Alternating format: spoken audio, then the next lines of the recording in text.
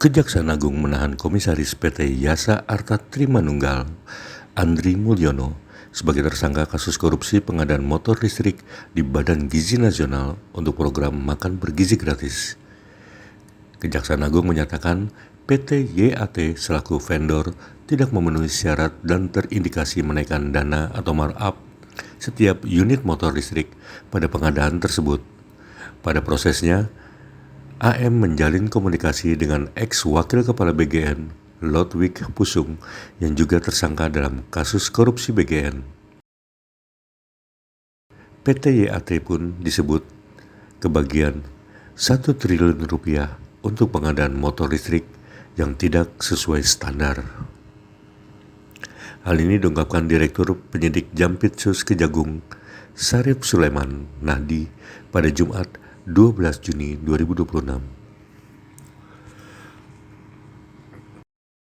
Juni 2026, kami tim penyidik pada Jampitsus telah melakukan pemeriksaan terhadap 1 orang saksi atas nama saudara AM selaku Komisaris PT YAT,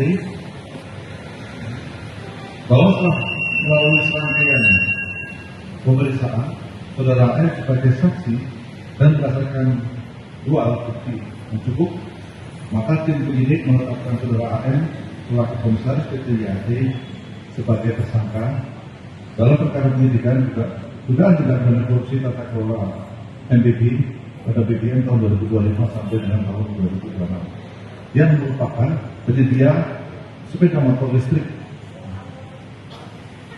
dengan kasus posisi sebagai berikut.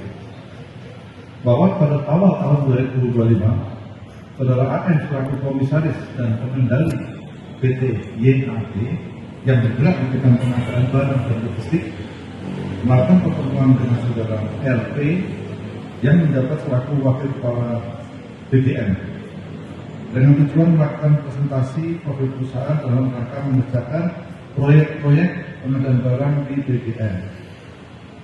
Selanjutnya setelah pertemuan tersebut, saudara M mendapatkan informasi mengenai pengadaan sepeda motor listrik di BBM.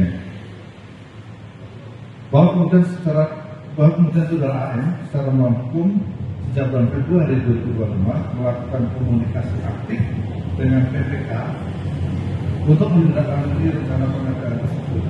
Padahal PT YAT belum memiliki dealer atau bengkel aktif serta tidak memenuhi persyaratan dan proses pengadaan pada saat itu juga belum dimulai. Bahwa oleh karena PT YAT tidak memenuhi syarat sebagai vendor sepeda motor listrik untuk memudahkan dalam memenangkan kegiatan pengadaan sepeda motor tersebut, saudara M bersama dengan saudara AA dengan melakukan akuisisi PT ASE dan melakukan komunikasi aktif dengan para pihak pelaku pengadaan.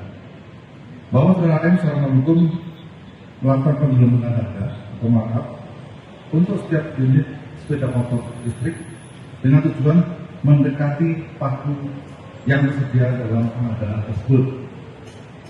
Yang sebelumnya harga perkiraan sendiri atau HPS dan kerangka acuan kerja atau KAK telah dilakukan pengkondisian oleh pihak BGN dan tersangka.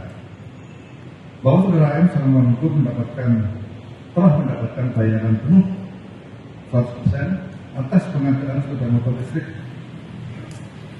sesuai dalam berita acara serah terima yang telah dimanipulasi. Seolah-olah perakitan sepeda motor telah selesai dan sesuai spesifikasi, padahal harga dan spesifikasi motor listrik tersebut tidak sesuai dengan standar barang dan kebutuhan BNN.